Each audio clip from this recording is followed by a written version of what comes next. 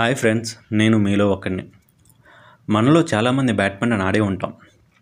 దానిలో మనం వాడే షటిల్ కాక్ ధరలు విపరీతంగా పెరుగుతున్నాయి. కారణం ఏమిటంటే, ఒక షటిల్ కాక్ని తయారు చేయడానికి ఫెదర్స్ లేదా ఈకలు అనేవి అవసరం.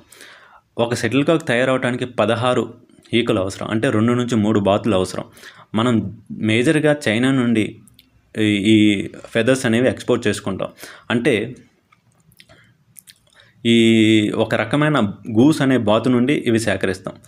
అక్కడ ఉండే చైనా ప్రజలు బర్డ్ ఫ్లూ ఎఫెక్ట్ వల్ల భయపడి ఈ గూస్ అనే బాతును తినడం మానేశారు. దానితో వాటి పెంపకం ఆగిపోయింది.